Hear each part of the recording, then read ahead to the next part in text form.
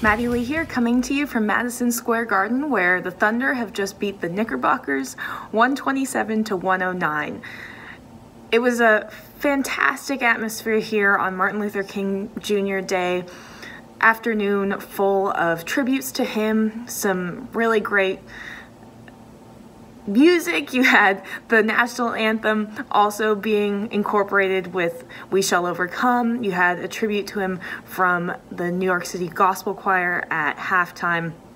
Fantastic celebration here tonight. And by tonight, I mean this afternoon. One of those weird afternoon games. But the Thunder, despite the weird time, came out really strong from the get-go.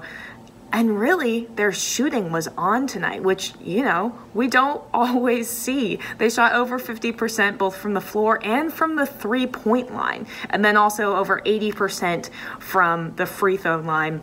But that three-point shooting is really something that we're not used to seeing from this team. I mean, Paul George straight up said in postgame, we're not a three-point shooting team, and he's right. That's not what they can rely on from night to night. But tonight, it got started early with Dennis Schroeder hitting 2 threes really soon after he gets into the game.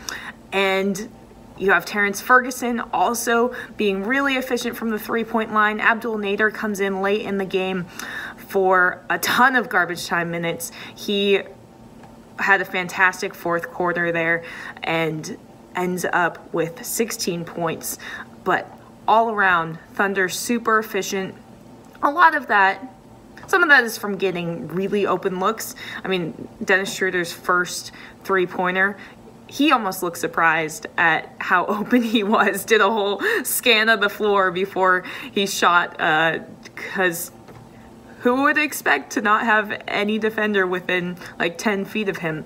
But that's what the Thunder do. They touch the paint, kick it out, get open looks, and that's when they're taking those shots, and they had those available for them tonight. So why not shoot it, especially when they're shooting at such a good clip on a rare afternoon in New York City. And then, as happens with the Thunder, defense leads into offense.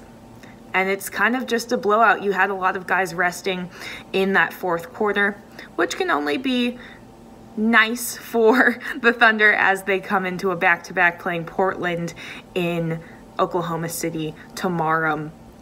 We also got a little bit of canter on Steven Adams' action. He came in after the game too and said hello to some of the guys in the locker room. Obviously, former Thunder player, Thunder teammate favorite, and Thunder fan favorite as well. So that was fun to see him out there.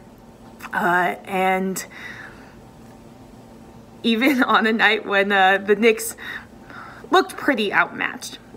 So next, as I mentioned, coming back home for a game against Portland, which will be an intense matchup, especially after the Thunder came away with a close win the last time those two teams played.